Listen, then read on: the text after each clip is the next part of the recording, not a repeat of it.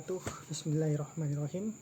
Allahumma sholli ala sayyidina Muhammadin nurijat wa siri sarifi syairi asma wa sifat wa ala alihi wa sahbihi wa barik wasallim.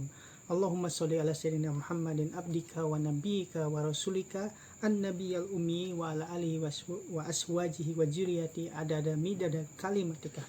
Allahumma sholli ala sayyidina Muhammad wa ala ali sayyidina Muhammad. Alhamdulillah, pada episode ketiga dari Wedaran Wahaningjat, coba kita mudahan bisa kita tuntaskan malam ini tentang Wedaran, tentang Wahaningjat. Tapi sebelumnya di malam ini kita tawasul dulu ya. Ila hadati khususan Rasulullah sallallahu alaihi wasallam sayyidinallahul Fatihah. A'udzubillahi minasyaitonirrajim. Bismillahirrahmanirrahim. Alhamdulillahirabbil alamin arrahmanirrahim maliki yaumiddin. Iyyaka na'budu wa iyyaka nasta'in. Ihdinas siratal mustaqim. Siratal ladzina an'amta 'alaihim ghairil maghdubi waladdallin. Ila hadati khususon sahabat Abu Bakar, Utsman, Umar, Ali bin Abi Thalib dan seluruh pewaris ilmu tentang wirid hidayat jati dari Rasulullah sampai para pewarisnya, penulis-penulis yang ada di saya ini, dan para guru saya yang mewarisi laku tentang wirid hidayat jati ini. Sayyidinallahul Fatihah. A'udzubillahi minasyaitonirrajim. Bismillahirrahmanirrahim. Alhamdulillahirabbil alamin arrahmanirrahim maliki yaumiddin. Iyyaka na'budu wa iyyaka nasta'in. Ihdinas siratal mustaqim. Siratal ladzina an'amta 'alaihim ghairil maghdubi waladdallin. Khususan kepada diri kita sendiri yang sedang mempelajari ilmu ini. A'udzubillahi minasyaitonirrajim. Bismillahirrahmanirrahim. Alhamdulillahirabbil alamin arrahmanirrahim maliki yaumiddin. Iyyaka na'budu wa iyyaka nasta'in. Ihdinas siratal mustaqim. Siratal ladzina an'amta 'alaihim ghairil maghdubi 'alaihim waladdallin. Amin. Kenapa kita penting membaca Fatihah? Fatihah tidak lain adalah pembuka segala sesuatu, karena Fatihah itu adalah Ummul Al-Quran. Jadi penting kita menghadiahkan Fatihah, ibaratnya tawasulan kepada guru-guru kita, karena melalui beliaulah kita mendapatkan ilmu teori tentang wirid hidayat jati dan lakunya pengamalan teori tentang wirid hidayat jati.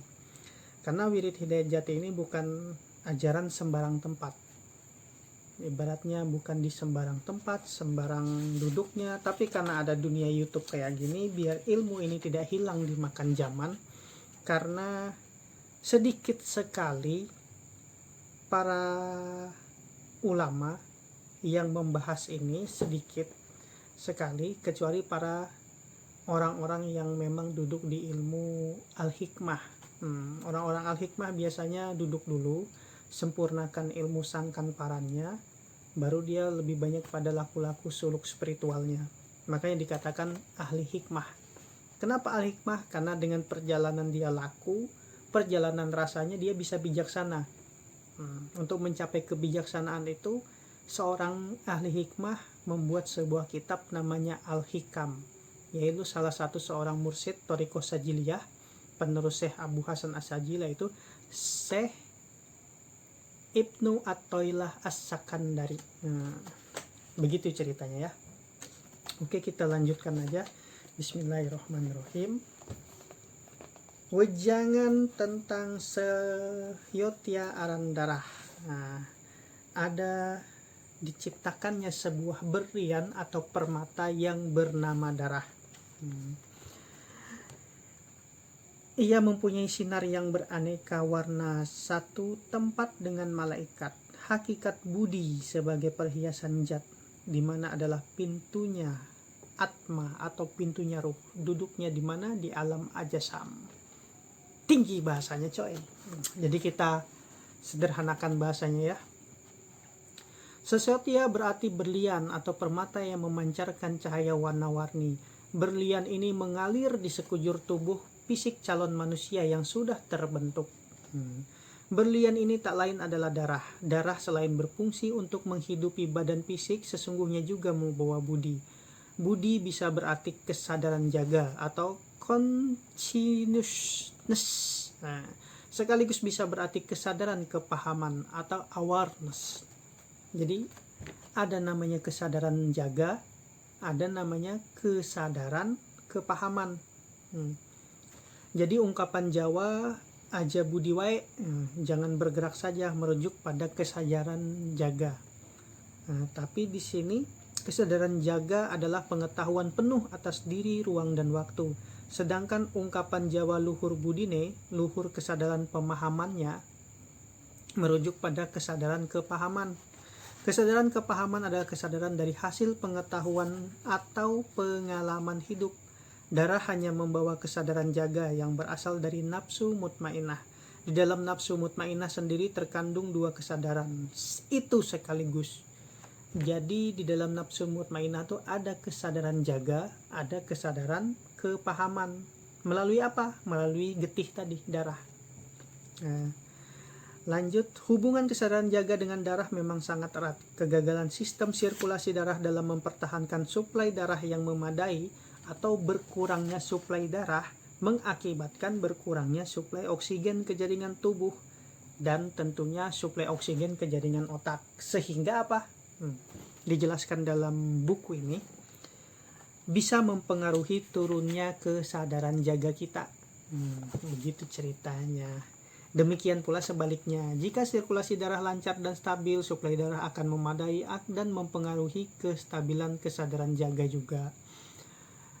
Budi sebenarnya tunggal, tetapi budi ini dalam ilmu kejawen, ilmu torikotnya para wali songo yang diajarkan oleh leluhur kita Sunan Kalijaga, melalui diturunkan kepada Sultan Hadiwijayapajang atau Raden Mas Karebet, diturunkan kepada Sultan Agung Hanyakusrumo Mataram, ya kan?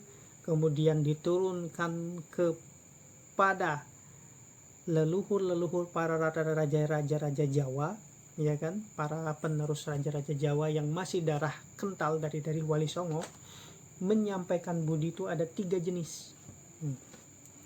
Yang pertama, karmendriya, atau purbaning budi atau kuasa dari budi, yaitu kesadaran penglihatan, kesadaran pendengaran, kesadaran penciuman, dan kesadaran pengucapan.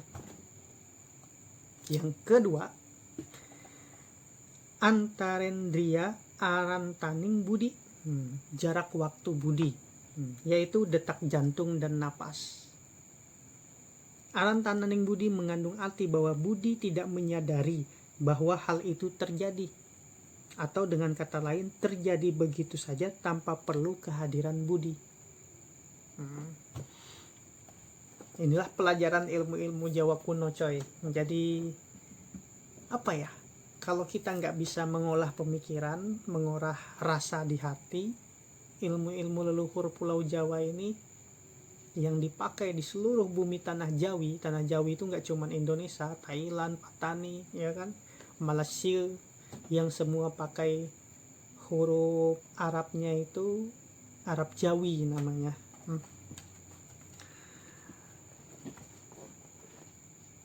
Yang ketiga, Jayendriya Wisanening Budi, Wisesaning Budi, atau wewenang budi, yaitu perabaan tubuh seperti perabaan kulit, kemaluan, dubur, ya kan, tangan dan kaki. Jadi budi itu mulai dari kuasanya, ada jarak waktunya sampai wewenangnya. Kalau kuasa tadi penglihatan, pendengaran, penciuman, sama pengucapan, kemudian jaraknya tadi merupakan detak jantung dan napas kita. Kemudian wewenang budi yaitu apa? Tubuh kita, merabaan seperti kulit, kemaluan, dubur, tangan, dan kaki. Itulah bagian dari 3 budi yang satu kesatuan tadi. Mungkin sahabat mawas diri baru dengar, cuman inilah apa ya, sekelebat ilmu-ilmu leluhur Nusantara yang wajib kita pahami, karena kita wajib berkaca pada apa ajaran para leluhur-leluhur yang dulu berpulang kepada rahmatullah, yang sudah di alam kelanggengan sana. Ketika darah sudah membawa kesadaran jaga, pada saat itu calon manusia berada pada alam ajasam jisim, ya kan? Jisim itu artinya jasad. Ada jin, ada jisim. Kalau jin tak tampak, kalau jisim itu nyata atau jasad kita. Masuk ke rahim ibu pada usia kandungan, di sini diceritakan ke 6 bulan. Darah yang membawa kesadaran jaga atau budi tadi disebut dengan pepaisaning jat atau hiasan jat. Disebut juga dengan wiwaraning atma atau lubang melingkar yang berasal dari ruh. Ada sebuah lubang melingkar yang asalnya dari atma atau ruh itu, atau apa tadi istilah yang vlog sebelumnya lah. Nanti kalian silahkan tonton sendiri. Kemudian lubang adalah celah. Di dalam darah manusia terdapat lubang atau celah ruh.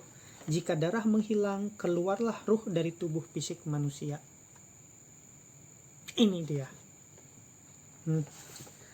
Jadi itu aja sekedar tentang pembahasan sebuah berlian yang bernama darah.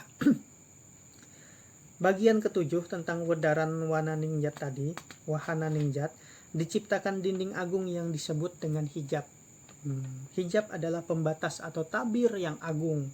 Namun hakikatnya bukan pembatas tetapi penyambung antara yang dihijab dengan yang menghijab. Jadi hijab bukan sekat sebenarnya. Hijab itu adalah penyambung antara yang dihijab dengan yang menghijab. Diciptakannya dinding pembatas antara kehidupan fisik dengan non-fisik. Jadi kita manusia ini, diri kita manusia ini ada manusia bersifat jasmani, fisik, ada manusia yang bersifat spirit rohani. Makanya duduknya dua kalimat syahadat asyhadu alla ilaha illallah, tutup mata kita memandang cahaya nur di ujung hidung itu kan, nanti kelihatan cahaya nur itu kan. Nah sesungguhnya nur itu yang bersaksi bahwa tiada Tuhan selain Allah, karena itu yang melihat, yang bersaksi sesungguh-sungguhnya bersaksi. Itulah yang namanya syahadat tauhid. Kemudian wa asyhadu anna Muhammadar Rasulullah, itulah yang ada di alam fisik kita. Karena Muhammad itu diistilahkan kalau mempelajari ilmu syahadat tentang Rasul atau ma'rifatul Rasulullah, Muhammad adalah batang tubuh ini. Entah laki-laki atau perempuan, itulah namanya Muhammad. Makanya asyhadu alla ilaha illallah wa asyhadu anna Muhammad Rasulullah, sempurna di situ duduknya. Tentang syahadat tauhid dengan syahadat Rasul. Itu kuncinya. Lanjut. Kita buka lagi masalah hijab versi dari Mas Damar Sasangka yang merupakan juriat ilmu dari Raden Ngabehi Rangga Waskito. Kita termasuk bersyukur. Menurut Kiai Ageng Bagus Burhan, dinding jalal aran hijab, dinding agung bernama hijab.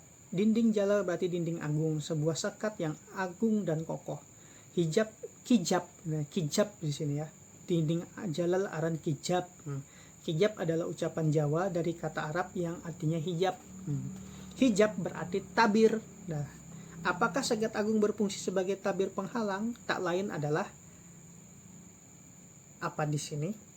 Tak lain adalah badan fisik manusia atau jasad. Dinding jalal atau jasad sebenarnya juga hanya satu, tetapi mempunyai dua macam perwujudan.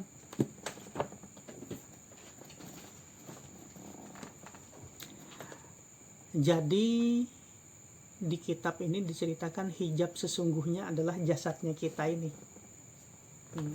Kenapa dibilang jasad? Ketika kita berpulang ke rahmatullah, jasad ini akan mati. Dalilnya apa? Inna sholati wa mahyaya wa mati, jasad ini mati. Sedangkan ruh, inna lillahi wa inna lillahi rojiun, telah kembali kepada hadirat Allah, bukan di sisinya. Makanya jangan sampai salah, semoga arwahnya diterima di sisinya, ya enggak lah. Kalau di sisinya ya pulpen gua ini ya di sisi ini aja. Tapi kalau kembali ke hadirat Allah, bersatu, menyatu bersama Allah. Makanya inna lillahi wa inna lillahi rojiun. Dalil lainnya, dia meninggal, rohnya tidak diterima bumi, jelas. Dalilnya innalillahi wa innalillahi rojiun. Yang diterima bumi apa? Ya jasadnya, nanti hancur jadi tulang belulang, ya kan? Kembali kepada halusnya angin, halusnya air, halusnya api, ya kan? Halusnya tanah, semuanya jasad itu kembali kembali kepada asal. Oke. Lalu bagaimana ada cerita orang yang penghafal Quran jasadnya utuh ya. Pada dasarnya jasad-jasad orang yang begitu, entah Fir'aun atau apa, pasti nanti semua jasad itu pasti musnah. Pasti akan musnah segalanya. Karena apa?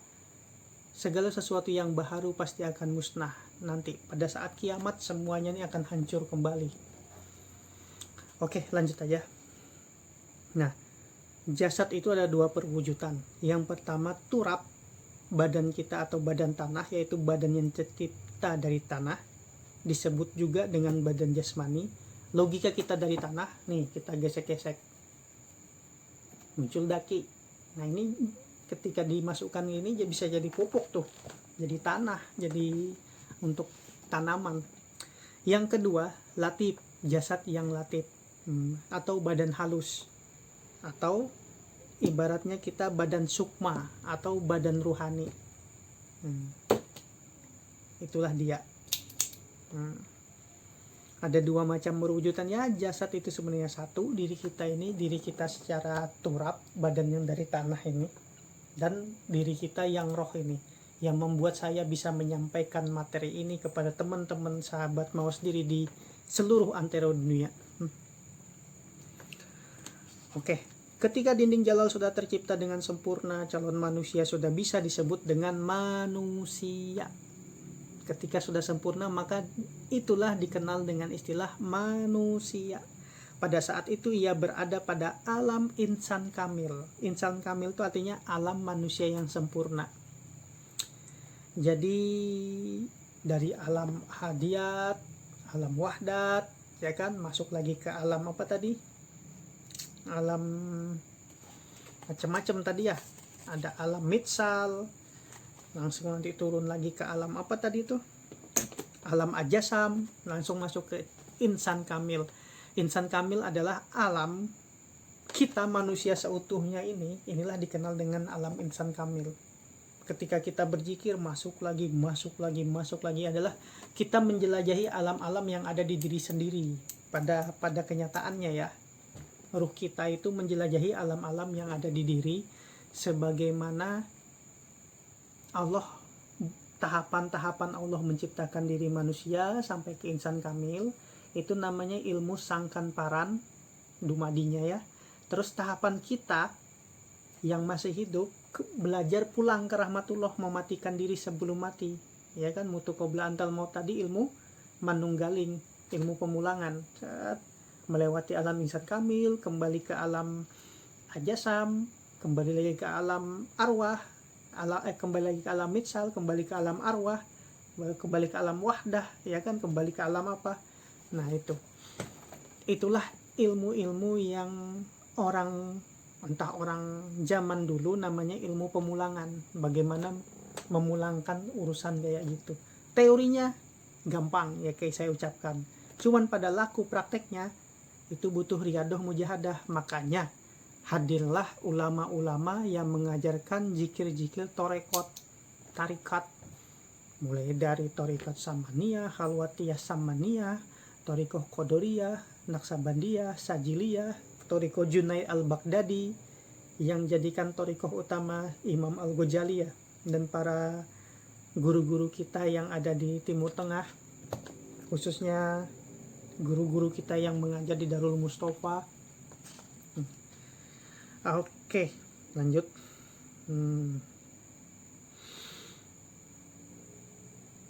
Alam insan kamil adalah alam penuh ilusi, namun merupakan alam keberadaan manusia yang benar-benar menjadi manusia yang sempurna. Sempurna terliputi tabir kebodohan, masuk ke rahim ibu di usia kandungan ke-7 bulan.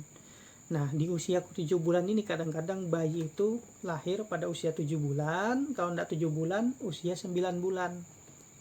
Karena apa? Sudah sempurna di situ bayinya tadi, sudah insan kamilnya sudah sempurna, siap keluar ke dunia yang panah ini. Dinding jalal adalah hakikat jasad, disebut dengan warananing jat atau selubung jat, sekaligus sasandaning atma, tempat bersandarnya ruh.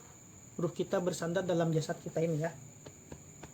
Makanya alif itu penis, ba itu vagina, alif ketemu ba, muncul 2 titik, titik yang merah dari ibu, titik yang putih dari ayah, ya kan, yang sperma kita jadilah tak, ditiupkanlah Allah memberikan unsur ketuhanan namanya ruh jadi sa, makanya jadi jisim. Jisim itu seseorang hamil kan, nanti ujung-ujungnya sampai ke kalimat ya, itu artinya kita kembali berpulang. Ayo pulang ya, siap. Nah itulah hakikatnya kalau kita belajar ilmu apa ya, ilmu hakikat dari alif-alifan. Ini saya dapat juga dari orang tua saya, cuman saya butuh apa ya, menyelaraskan ilmu-ilmu kayak gini butuh pemahaman. Supaya apa, kadang-kadang saya takut, oh ini bid'ah, ini mana dalilnya, hadisnya apa. Saya stop dulu di situ, kita kaji dulu ilmunya, nanti kita selaraskan dengan apa-apa yang diajarkan para ulama-ulama yang ilmu-ilmu pemulangannya berbeda dengan yang diajarkan leluhur para wali songo. Saya lanjutkan. Kang minangka waraning kalarat ingsun. Kang minangkang waraning kalarat ingsun, yang merupakan selubung hadirat ingsun. Warana atau selubung zat Allah yang telah lengkap berada pada alam insan kamil. Semua yang disebut di atas adalah warana atau tabir dari kalarat Allah. Kalarat adalah pengucapan lidah Jawa untuk kata Arab, yaitu hadorot, yang berarti kehadiran. Hadir, hadorot, ya kan. Sungguh zat yang maha suci bersifat esa. Esa berarti tidak berbilang. Disebut pula sebagai zat mutlak yang kodim ajali abadi, yang berarti zat yang absolut, terdahulu, nirwaktu, abadi. Zat yang maha suci yang telah membabar kodrat irodatnya atau kuasa dan kehendaknya dalam 7 macam keadaan. 7 keadaan tersebut diakui sebagai warana zat atau tabir penghalang zat. 7 keadaan tersebut adalah kita babat. Yang pertama, hayu atau hidup, urip, berada di luar zat. Yang kedua, nur, cahaya, berada di luar kehidupan. Yang ketiga, sir atau rasa. Jadi beda antara rasa dengan rasa, ya kan? Karena rasa sejati adalah sesuatu yang rahasia, berada di luar nur tadi. Yang keempat, roh idofi, ruh yang telah bersandar, disebut dengan sukma, berada di luar dari sir atau rasa tadi. Yang kelima ada nafsu. Nafsu adalah kepribadian, berada di luar dari roh idofi tadi atau sukma tadi. Yang keenam, budi atau kesadaran jaga, berada di luar nafsu juga. Yang ketujuh, jasad, badan fisik yang berada di luar budi. Itulah 7 lapis-lapisan tuh, tek yang harus kita lalui, yang harus kita dengan laku torikot, laku jikir, kita bisa memahaminya dan melaluinya. Supaya apa? Supaya sempurna kita mengikuti ittiba, mengikuti jalannya Rasul untuk sampai kepada Allah Subhanahu wa Ta'ala. Itulah yang diajarkan para alim ulama, ngaji sana sini, kita belajar apa-apa supaya kita bisa sampai seperti ini.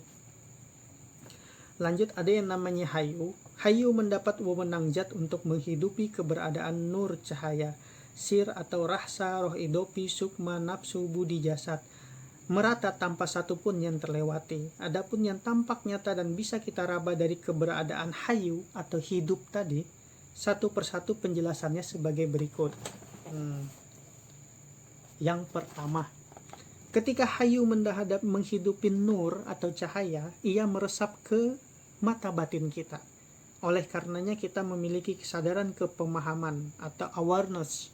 Jika kita mempunyai kesadaran kepahaman, artinya penglihatan zat memakai mata batin kita.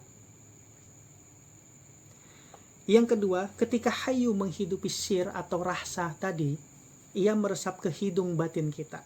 Oleh karenanya kita memiliki perasaan. Jika kita mampu merasa, itu artinya penciuman zat yang memakai hidung batin kita. Yang ketiga, ketika hayu menghidupi roh idopi atau sukma sejati, ya kan, ia meresap ke dalam lidah batin kita, lidah batin, ya. Oleh karena itu kita mampu berinteraksi, ya kan? Berinteraksi dengan apa? Artinya pengucapan zat memakai lidah batin kita.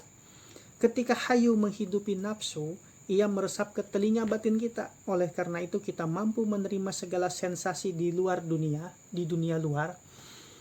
Jika kita mampu menerima segala sensasi dari dunia luar tadi, kita mampu menerima segalanya. Artinya apa? Pendengaran zatnya tadi memakai telinga batin kita. Ketika hayu menghidupi budi atau kesadaran jagat tadi, ia meresap ke dalam otak dan jantung kita. Oleh karena itu kita memiliki kesadaran jaga. Oleh karena itu kita bisa diistilahkan dengan seorang yang berbudi. Makanya Buddha, ya kan? Siddhartha Gautama. Jika kita mampu memiliki kesadaran jaga, artinya kesadaran jaga zat memakai otak dan jantung kita. Dan yang terakhir keenam, ketika hayu yang hidup tadi menguasai jasad kita atau menghidupi jasad kita tadi, ia merata pada darah. Oleh karena itu seluruh jasad bisa hidup. Ketika hayu tadi menghidupi jasad, ia merata ke seluruh darah tubuh kita. Akhirnya jika kita memiliki kehidupan, itu artinya hidup zat memakai jasad kita tidak beda dengan zat menghidupi seluruh isi alam semesta yang makrokosmos ini. Matahari, bulan, bintang, dan sebagainya. Dan seluruh pepohonan, semua yang ada di sini tidak ada bedanya. Ya, inilah istilahnya ya. Makanya ya Allah, ketika aku perasaanku ya Allah, penglihatanmu ya Allah, pendengaranku pendengaranmu ya Allah, ya kan, langkah kakiku langkahmu ya Allah, semua terjadi atas kudrat irodatmu ya Allah, ya kan. Ya kayak gitulah ibaratnya kita berserah diri kepada Allah. Makanya ketika aku mencintai hambaku, maka aku jadi apa di dalam hadis qudsi. Nah, bisa juga dijabarkan sebagai berikut. Zat berkuasa atas hayu, artinya zat adalah akar kehidupan. Kayu berkuasa atas nur cahaya, artinya hayu berkuasa atas nur atau cahaya. Artinya apa? Hayu atau hidup tadi menguasai keluarnya nur. Kemudian nur tadi menguasai antara sir rasanya kita. Artinya apa? Nur tadi menguasai hidupnya sir. Kemudian sir tadi berkuasa atas roh idopi kita atau sukma kita. Artinya apa? Sir yang menguasai roh idopi atau sukma. Kemudian roh idopi sukma itu berkuasa atas nafsu kita. Artinya nafsu lagi berkuasa atas budi kita atau kesadaran jaga kita. Karena nafsu yang menghidupi budi. Kemudian budi berkuasa atas jasad kita, kesadaran jaga kita, alam, ibaratnya alam tak sadar ini yang menggerakkan jantung, memompa paru-paru, otak bisa berpikir, ya kan, itu budi, karena budi yang menguasai jasad. Jadi kita balik, jasad dikuasai oleh budi, kemudian nafsu, di atasnya ada lagi roh idopi, kemudian sir, kemudian nur, kemudian hayu, kemudian kembali lagi kepada jatullah. Jadi ma'rifatullah itu segini ibaratnya memahaminya, ya kan. Jadi harus pelan-pelan kita belajar kayak gini, bertahap. Makanya kita perlu tawasulan. Supaya apa? Dengan bertawasul, dengan kita berguru pada guru yang mursyid. Karena jujur aja, kalau saya berguru, guru yang mursyid saya cari itu.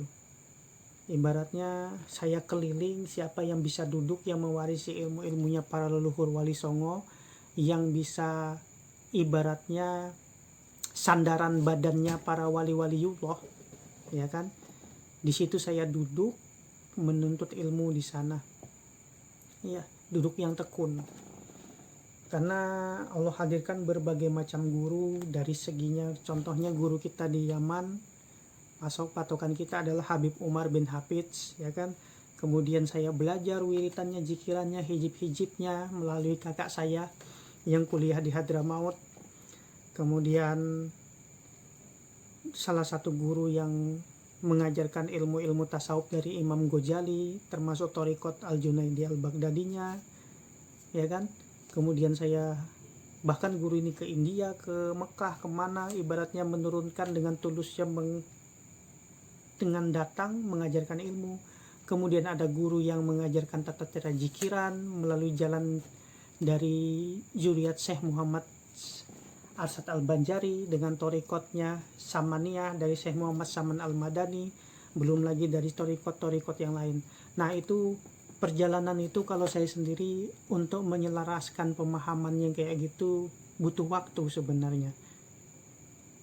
Makanya mungkin dengan adanya YouTube ini saya bisa berbagi bahwa ketika kita berguru, kita harus totalitas berguru, temukan di situ. Kenapa? Guru itulah Rasulullah sejati yang tidak terhijab, sementara rasa dalam diri kita ini kan masih terhijab.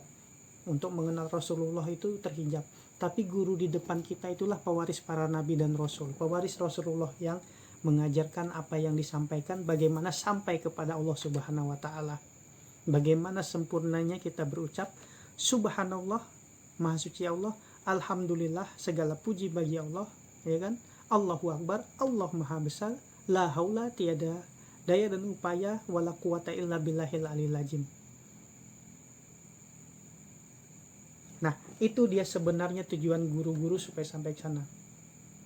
Nah, kenapa kita harus lebih dari satu guru? Karena intinya ada guru yang bisa menyediakan kopi, ada guru yang bisa menghadirkan teh, ada guru yang bisa membuat masakannya. Karena Allah ini memberikan ilmunya dari bermacam-macam. Tidak ada yang ibaratnya orang Allah hadirkan, semuanya di dia. Nggak ada. Kalau ada mengaku semuanya tuh ada di sini, itulah ketamakan yang ada di muka bumi. Makanya di situ para guru-guru ini jarang. Para wali-wali songo dulu kayak Siti Jenar pertama berguru kepada ayahnya, ya kan? Padahal ayahnya ini Syekh Mursyid Thariqah Ahadiyah, tapi Siti Jenar berguru lagi kepada Sunan Bonang.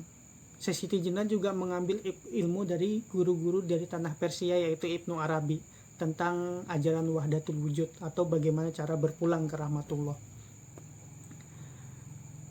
Ya begitulah, termasuk salah satu sufi Syekh Muhammad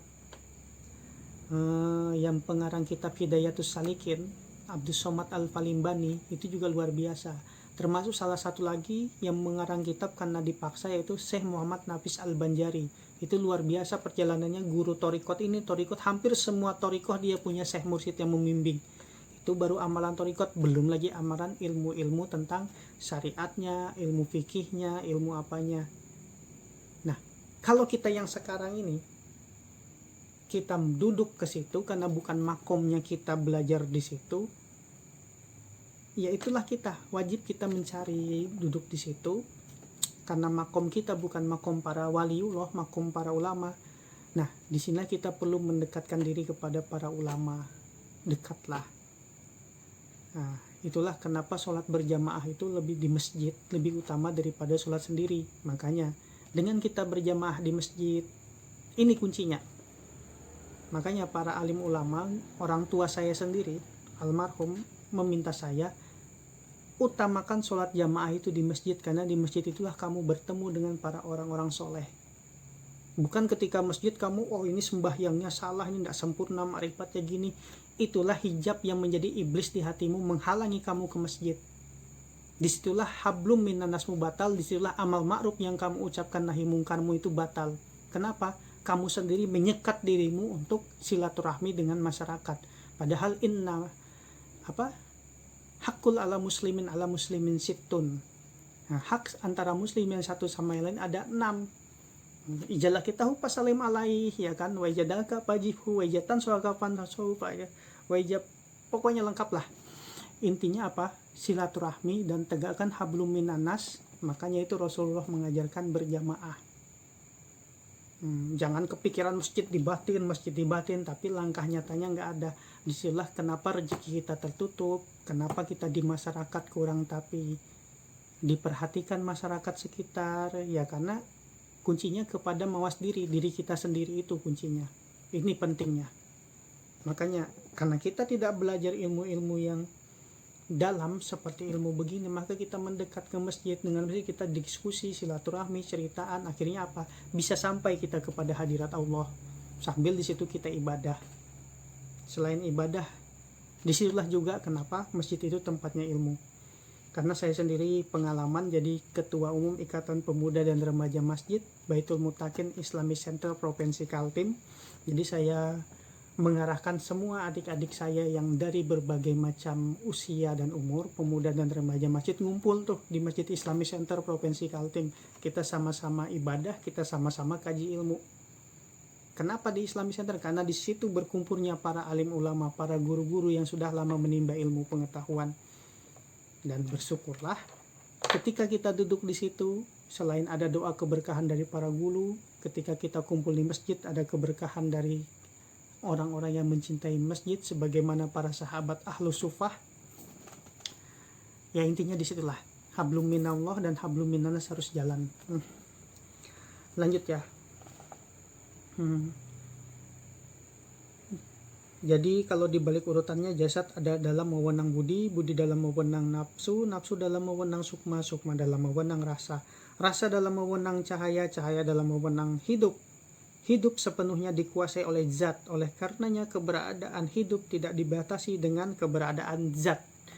Sesungguhnya hidup kita inilah zat Allah yang maha suci sejati. Jangan ada keraguan di dalam hati. Ini namanya ma'rifatul zat. Karena apa? Manusia adalah kudrat irodat ilmunya Allah, kudrat irodat zat yang terjadi pada di zatullah yang ada pada diri kita. Allahumma sirullah jatullah wujudullah langgeng lantang kenangan uih. Di bawah ini adalah penjabaran dari urutan-urutan sarana atau peranti zat. Oke. Jadi dibahas lagi oleh Kiai Bagus Burhan tentang sarana peranti zat.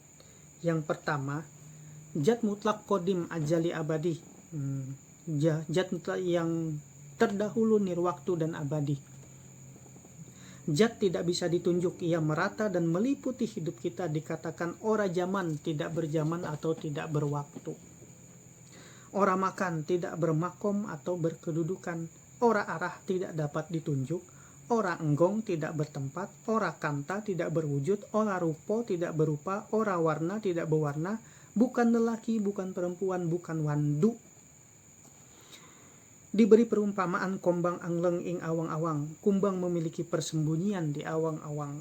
Kombang adalah binatang yang kehadirannya ditandai dengan dengungan. Penyengat tawon.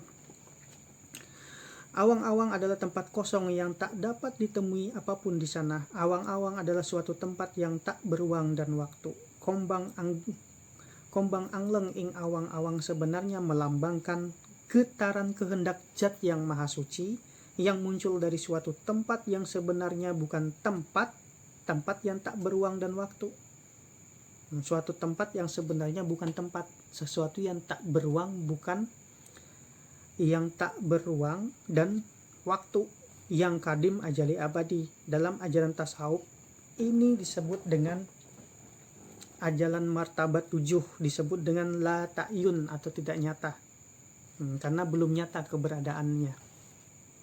Kemudian dari zat muta tadi baru masuk yang namanya hayyu atau kayu atau hidup, disebut dengan atma atau ruh. Kayu atau tajali penampakan dari zat sebab ia tersorot dari kuasa zat sejati. Diberi perumpamaan kusuma anjra ing tawang, bunga yang tumbuh di langit. Maksudnya keindahan yang tumbuh di langit dan tanpa memiliki akar apapun, karena dirinya sendiri adalah akar yang sesungguhnya. Dalam ajaran martabat 7 ini disebut dengan ta'yun awal atau ta'yun al-awal, perwujudan yang pertama. Karena sudah mulai menyata keberadaannya. Yang pertama tadi belum berada, masih kosong, masih hakikat zatullah itu sendiri yang kosong tadi atau yang suwung tadi, baru langsung tayun awal di martabat 7, yaitu hayu tadi kan, yang kemudian baru lahirlah nur atau cahaya, disebut dengan pranawa atau inti dari penglihatan. Nur adalah tajali dari hayu, menjadi sandaran dari hidup sebab tersorot wewenang atma sejati. diberi perumpamaan tunjung tanpa telaga atau teratai tanpa telaga. Maksudnya keindahan dan kecantikan yang tumbuh tanpa butuh media, karena keberadaannya sendiri adalah media utama dari terciptanya seluruh semesta berikut isi di dalamnya. Inilah yang kita katakan dengan Nur Muhammad. Dalam ajaran martabat 7 ini disebut ta'yun sani atau ta'yun as-sani yang ketiga, perwujudan yang sani, perwujudan yang kedua, karena sudah menyata keberadaannya. Yang pertama kosong, suwung, baru menyata keberadaannya, ya kan? Mulai menyata. Yang ketiga menyata keberadaannya. Itu martabat yang ke at-ta'yun as-sani atau ta'yun sani, itu martabatnya. Jadi yang tadi martabat pertama adalah la ta'yun, yang kedua ta'yun awal, yang ketiga ta'yun sani, yang keempat sir atau rahsa, disebut pramana atau inti dari kesadaran. Sir adalah tajalli dari nur atau cahaya disebab tercorot wewenang pramana sejati, artinya inti penglihatan sejati. Diberi perumpamaan isi ning wuluh wung wang, isi bumbungan.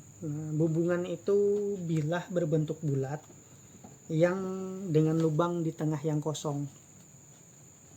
Bumbungan adalah benda berbentuk bulat tanpa isi, namun kita lupa di dalam bumbungan terdapat udara yang mengisinya.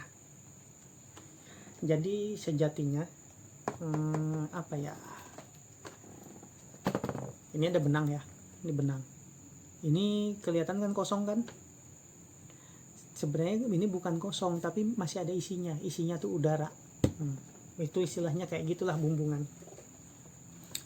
Lanjut di sini. Perumpamaan ini adalah ingin menunjukkan sesuatu yang seolah-olah tidak ada namun sejatinya ada. Inilah sudah orang masuk makom ketika mengucapkan berisi tapi kosong, kosong tapi berisi. Dalam ajaran martabat ke-7 ini disebut dengan ahyan sabita atau al-ayan as-sabiah. As-sabitah. Perwujudan yang tetap. Karena sudah menyata dan sudah tetap keberadaannya. Ini martabat yang ke-4. Kemudian yang kelima, martabat kelima tadi ada namanya roh idopi atau sukma. Roh idopi adalah tajalli dari sir atau rasa, sebab tersorot wewenang pramana sejati atau takaran sejati. Diberi perumpamaan tapaki kuntul anglayang, jejak burung bangau yang melayang. Maksudnya apa? Roh idopi sangat samar keberadaannya bagikan jejak burung bangau yang terbang. Walau roh idopi tidak bisa diketahui dengan panca indera, namun nyata keberadaannya. Dalam ajaran martabat 7 ini istilahnya dengan ahyan al-khorijiyah. Ahyan al-khorijiyah atau perwujudan dari eksternal karena sudah benar-benar menyata keberadaannya. Kemudian martabat yang ke-6 dari ajaran martabat 7, hadirnya nafsu atau pribadi kita, nafs. Bukan apa ya? Ya nafsu itu ya pribadi kita ini. Nah, nafsu adalah tajalli dari roh sejati, roh idopi atau sukma sejati. Sebab tersorot wewenang sukma sejati diberi perumpamaan geni murup ing teleng samudra. Api berkobar di tengah samudra. Samudra adalah lambang dunia. Api yang berkobar di tengah samudra adalah lambang watak dari nafsu yang serupa api. Nafsu dipenuhi keinginan serta ambisi. Nafsu inilah yang mewarnai kehidupan dunia. Maka sudah tepat jika nafsu diibaratkan api yang berkobar di tengah samudra alias dunia. Dalam ajaran martabat 7 disebut ahyan mukawiyah atau al-ayan al-mukawiyah atau perwujudan yang tersembunyi. Karena tidak dapat dilihat dengan mata keberadaannya. Inilah nafsu. Kemudian yang ke-7, martabat terakhir adalah budi atau keelingan atau kesadaran jaga. Budi adalah tajallinya dari nafsu, sebab tersorot wewenang pribadi sejati. Diberi perumpamaan kuda ngerap ing pangdengan. Kemudian kuda berlari di tempat perberhentiannya, atau lumpuh angin dari jagat si lumpuh mengelilingi dunia. Kuda adalah lambang kesadaran jaga manusia yang aktif tanpa kenal lelah. Kuda yang berlari di tempat perberhentiannya melambangkan kesadaran jaga yang terus aktif pada diri manusia semenjak awal membuka mata di pagi hari hingga malam ketika manusia tertidur atau tidur. Sepanjang waktu kesadaran jaga akan senantiasa aktif bagaikan seekor kuda yang terus berlari di tempat perberhentiannya. Tempat perberhentian kuda tersebut tak lain adalah diri kita sendiri, sedangkan si lumpuh mengelilingi dunia adalah lambang dari kehadiran kesadaran jaga yang mempunyai aktivitas batin manusia muncul. Batin manusia penuh dengan pikiran, ingatan, dan keinginan. Jadi dalam batin kita penuh pikiran, ingatan, dan keinginan. Batin manusia suka merangkai-rangkai apa saja yang kadang terlalu muluk untuk dijalani. Ibarat seorang lumpuh yang seolah-olah mengelilingi dunia, si lumpuh adalah lambang keterbatasan kita sebagai manusia. Mengelilingi dunia adalah lambang dari gejolak batin yang terlalu muluk. Dalam ajaran martabat 7 disebut a'yan maknawiyah. Al-a'yan al-maknawiyah, perwujudan maknawi kalau bahasa Indonesianya. Karena sudah nyata dan mampu berinteraksi. Dan terakhir ya jasad atau badan fisik kita. Dari martabat tadi, jasad apa? Tajali dari sifatnya yang menjadi wadah mudah sudah tersebut di atas semuanya. Jasad terkena berbagai sorotan, diberi perumpamaan kodok kinemulan, kodok kinemulan ingleng, katak yang tersembunyi liang persembunyiannya. Katak adalah mudah, sedangkan liang persembunyiannya adalah jasad. Itu berarti mudah diselimuti jasad. Jika ia mampu melebur dengan zat, keadaan itu diberi dengan perumpamaan kodok angemulileng. Kodok angemulileng. Katak yang menyelimuti liang persembunyiannya. Itu juga berarti mudah menyelimuti jasad. Jasad adalah wanara atau hijab yang sesungguhnya. Jadi janganlah ragu-ragu lagi sebab keberadaan tentang aras kursi, lahul mahfud, taraju, ya kan, siratul mustaqim, surga, neraka, bumi, langit beserta seluruh isinya ini sudah tercakup dalam warana, ya kan. Aras itu singgasana Allah Subhanahu wa taala. Lahul mahfud itu kitab catatan alam semesta yang menceritakan kejadian bahkan sebelum aku ada, dirimu ada, sahabat-sahabat ada, YouTube ada, sudah tertuliskan semuanya. Kemudian taraju atau mizan, ini timbangan amal tadi. Kemudian jembatan siratul mustaqim tadi yang merupakan titian yang sangat kecil yang konon katanya seperti rambut dibelah 7. Jadi surga neraka sudah tercakup dalam ini. Nah, jadi inilah bagian ketiga dalam gelaran wahana ninjat. Inilah akhir dari penyampaian saya tentang wahana ninjat. Kurang lebih luar biasa, hampir penjelasannya masuk ke 2 jam ya. Dari kemarin, dari season 1, season 2, dan ini terakhir season 3. Semoga wedaran tentang wahana ninjat atau sarana tentang zat Allah itu, atau kita sekarang ngaji namanya ilmu martabat 7 ini namanya ngaji ilmu martabat 7. Kalau orang-orang cari kesana kemari, kalau saya berdasarkan pengalaman saya, perjalanan batin saya, laku lampah saya, dan beberapa syekh mursyid yang saya datangin di seluruh pulau. Dari saya duduk di sini di Samarinda, saya ke Banten, ya kan, kemudian saya ke Jakarta, kemudian saya ke keluarga saya, ke kakek saya yang ada di Bandung. Awalnya saya ke kakek saya dari pihak ibu saya dari Tanah Kutai, belajar yang seperti ini. Ketemu lagi syekh mursyid saya di Mawasdiri, Bapak Sukamto Nur Said Kalambadi. Ketemu lagi teman-teman para guru-guru saya yang memberikan ilmuannya saya melalui YouTube. Akhirnya saya komunikasi via WA. Beliau juga meridhoi langkah saya untuk belajar mengambil ilmu-ilmu beliau, sampai pada kakak-kakak saya yang berguru dari Timur Tengah, Yaman, belajar di Mekah, belajar di India. Ya, kesimpulannya saya rangkum, saya selaraskan, inilah ajaran kejawen yang harus saya sampaikan. Ajaran Thariqah Wali Songo yang ibaratnya ajaran martabat 7 ini semoga bisa bermanfaat untuk kehidupan kita kelak. Supaya apa? Supaya kita bisa sempurna, kita mengembalikan urusan kepada Allah Subhanahu wa taala. Oke. Ini sebelum masuk nanti ke gelaran kahana ninjat atau penggelaran keadaan zat Allah itu bagaimana. Entah kapan lagi saya bikin vlognya karena kesibukan saya mengajar sebagai seorang pengajar. Semoga saya bisa memenuhi harapan teman-teman untuk kemarin menyampaikan tentang ilmu martabat 7. Alhamdulillahirabbil alamin. Wassalatu wassalamu sayyidina Muhammad wa ala alihi wasallam. Ya Rahman ya Rahim, ya Rahman ya Rahim, ya Rahman ya Rahim.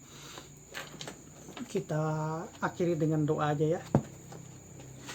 Siapa tahu kita dengan berkah ini. Bismillahirrahmanirrahim. Alhamdulillahirabbil alamin. Wassalatu wassalamu ala asrofil anbiya mursalin sayyidina wa maulana Muhammadin wa ala alihi wajhim. Allahumma antih lana bi khosmati sa'adah waj'alna minal ladzina lahumul husna wa ziyadah bijahi sayyidina Muhammad Rasulullah sallallahu alaihi wasallam jis syafa'ah wa ala alihi wa sahbihi jawis sa'adah wa sayyidina Abil Abbasi Khadiri Balya Ibnu Mulkan jil istiqomah wa sayyidina Gos Ajami As-Syekh Abdul Qadir Al-Jailani jil karomah wa ala alihi wa sahbihi wasallam. Allahumma fil lana junubana wali walidina warhamhuma kama rabbayana shaghira. Allahumma fil lana junubana wali walidina warhamhuma kama rabbayana shaghira. Allahumma fil lana junubana wali walidina warhamhuma kama rabbayana shaghira. Wali jami'il muslimin wal muslimat wal mu'mini wal mu'minat al hayya'i minhum wal anwat bi rahmatika ya arhamar rahimin. Allahumma at alaina wa ala juriyatina wajjadina ya maulana. Guru saya Al Malikul Aulia Ahadul Akbar Asirul Jannah ya Muallim Asrul Jannah Sahibul Wafa Al Mujaddid Habibul Akbar As-Syekh Muhammad Saman Al Banjari bin Hajim Gusti Muhammad Soleh.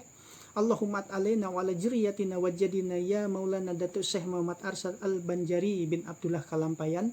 Allahumma alaina wa ala juriyatina ya Maulana Al Mukarram guru kami Sukamno Nur Said Kalamwadi Mawas Wicaksono. Allah amamatan min barakatihi wa ulumihi wa asrorihi wa anawarihi wa anfa'na wa anahum fid din wa dunya wal akhirahi. Rabbana taqabbal minna innaka antas samiul alim wa tub alaina innaka antat tawwabur rahim. Allahumma inna nas'aluka taubata wal inibata wal istiqomah asyariatil gorori wa tariqatil baydai wa haqiqatis sirri wal ma'rifatil haqqi bi rahmatika ya arhamar rahimin. Allahumma inna nas'aluka kafaratan junubis sirri wa zahiri wa niyatan wa niyatuhu qalbuhu bi qalbi. Allahumma tawil umurana wa judati wa daulati wa ihsana wa taqabbal du'ana bi barakati Syekh Abdul Qadir Al-Jailani wa barakati wasyafi'in wasyafa'ati wasyafa'atin Nabi Muhammad sallallahu alaihi wasallam. Amin amin amin amin amin ya arhamar rahimin ya arhamar rahimin ya arhamar rahimin ya arhamar rahimin ya rabbal alamin. Allahumma inna salamatan fid din wa fikatan fil jasadina wa jidatan fil ilmina wa barakatan fil rizkina wa taubatan qoblal maut wa rahmatan indal maut wa maghfiratan ba'dal maut. Allahumma hawin alaina fi sakaratal maut wan najata minan nar wal afa indal hisab. Rabbana la tuzigh qulubana ba'da idh hadaytana wa hab lana min ladunka rahmatan innakal antal wahhab. Rabbana atina fid dunya hasanah wa fil wa qina azabannar. Allahumma sib anna minal bala'i wal waba'i wal fahsya'i wal munkar wa ta'ini sairin ghairuk innaka ala kulli shay'in qadir.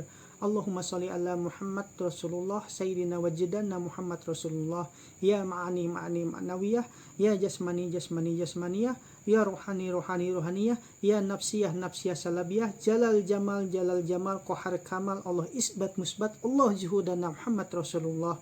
Allahumma sholli ala sayyidina Muhammad wa maulana Muhammadin nabiyil ummi wa ala alihi wa sahbihi wa barik wa sallimu tasliman wa sallallahu ala khairi khalqi sayyidina Muhammadin wa ala alihi wa sahbihi wa sallim ajma'in. Subhanaka rabbil izzati amma yasifun wa salamu ala mursalin wal akhiru da'wahum alhamdulillahi rabbil alamin. Wabillahi taufiq wal hidayah wa ridha wal inayah wallahu wafiq ila aqrami thariq. Wassalamu alaikum warahmatullahi wabarakatuh.